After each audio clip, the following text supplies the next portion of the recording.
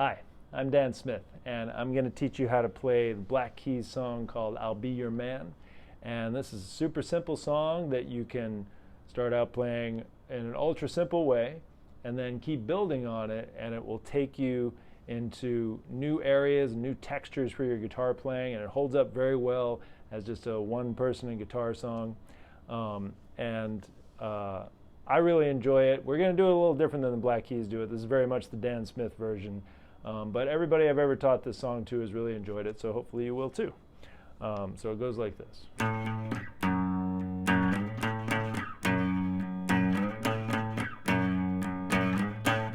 I need a new love, and I'm ready. I want my time, I'm willing, yeah. 'Cause I'm the one who's gonna show when there's nobody. I'll be your man. Yeah, I'll be your man. Times get tough. Ooh, they get tougher, yeah. Hold on to me. I got you, darling. 'Cause I'm the one who's gonna show when there's nobody. I'll be your man. Yeah, I'll be your man. River is deep. Well, I'm swimming, yeah. Mountain is high. I'm gonna climb, climb, climb.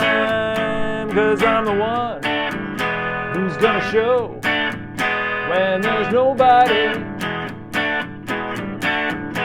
I'll be your man. Yeah, I'll be your man.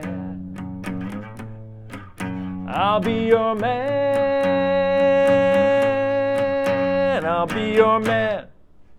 So that's one time through the whole thing, and it's really the same chord progression 3 times in a row. I just kind of added more, depth and more of the chord in as I went along. So let's break it down. There's basically 2 parts. There's the verse and the chorus. So the verse, the first way I did it was just a bass line. I just played the 6th string on the 5th fret 2 times, and then I slid down to the 2nd fret and played it once. There's a lot of sliding in this song, so don't be afraid to slide. It's an underrated skill to have as a guitar player. And actually, you know what? I played it more than once on the 2nd fret. That's an F sharp. 1, 2. So I play it once when I get there, and then I play it 2 more times before I go back to the 5th fret, which is an A. So this is A and F sharp. Those letters are going to come in handy later. And I kept playing that until I get to the part where the lyrics say, 'cause I'm the one that's going to show when there's nobody, right? So that is the 5th string on the 5th fret with your index finger 2 times. And then you slide up to the 7th fret. This is D and this is E, by the way. And I like to keep that super simple. I only ever play the 7th fret once, so it's just 1, 2, 1, bum, bum, bum. And on the 3rd time you do that, you have to do a kind of double version of it. So it's like 1, 2, and then on the 3rd time, then you linger on the 7th fret where you play it twice. And then you go back to the A to F sharp part. You do it a total of 3 times, but then you stop on the 4th time you play A, and that's kind of like a punctuation mark into the 2nd verse. Now, at that point, you probably noticed I did kind of like a chunkier version of the whole thing. So basically I went through the whole chord progression I just showed you, or the bass line, but I did it with what we like to call power chords, which is the 6th string on the 5th fret, in this case on my index finger, but then I hold down the 5th string on the 7th fret with my ring finger. It might look like my middle finger's doing something, but nothing's happening there. Don't get excited, it's just these 2 fingers.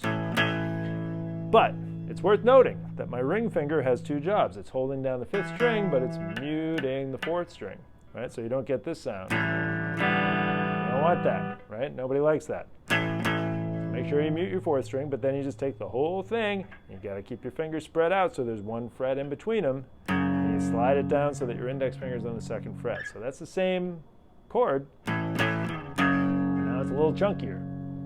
Now, you're going to do the same thing for the D to E part, but you're going to add the 4th string in, holding that down with your 3rd finger, or your ring finger. Same timing, right? That's the 2nd time. Then the 3rd time, remember what we did? We went, but you got to be able to move the whole thing back and forth, right? So work on that. Make sure you slide.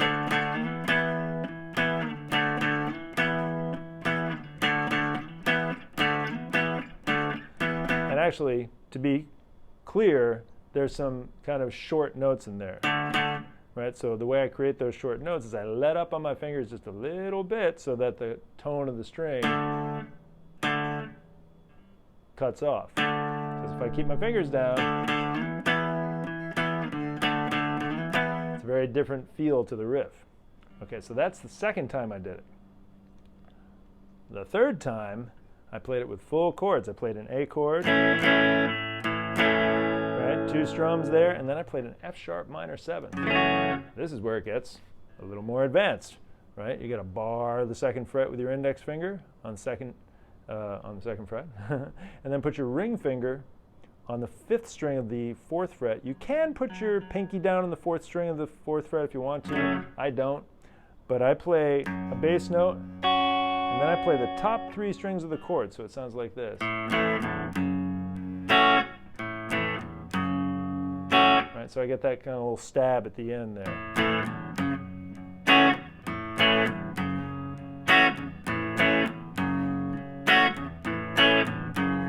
I got a little distortion going on my amp. That can be nice. Or as an Italian friend of mine called it at one point in my life, Distortioni. On the amp, a little distortioni on the amp, sounds very nice. But then, when you get to the I'm the one that's going to show part, now you're going to do full chords. You're going to do D, D, E, D, D, E. Do that, and then the 3rd time, same kind of timing. You're going to go D, D, E, D, E, D, E, E. Now I'll give you a little tip on doing the quick change from D to E like that. Don't lift your index finger. Just slide it when you're on D. Slide it back 1 fret, and then you're halfway home to E. That way you don't have to take off all your fingers and go, ah, where's E? Oh my God, I don't know how to do an E chord.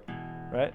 Yes, you do know how to do an E chord. All right? You could even hear that note kind of slide back there a little bit. You'll thank me later. So anyway, when you let that chord ring out, let it breathe a little bit. And what I like to do as an ending, I like to kind of bookend it by going back to my single note. And it's like, you know, it's like a little journey, right? And I just kind of linger on the I'll be your man. I'll be your man. Because it's a big boisterous song, but I kind of like to end a boisterous song quietly sometimes. It kind of throws them for a loop. And then I just do a hard stop on the top note on the 5th fret, boom, like that. And then you're done. It's a nice, simple rock and roll song. And, you know, it's a good theme. It's basically trying to sell yourself as a potential boyfriend who's going to be loyal. You might be ugly, you might be fat, you might be poor, but you're loyal, right? I'm the one who's going to show when there's nobody.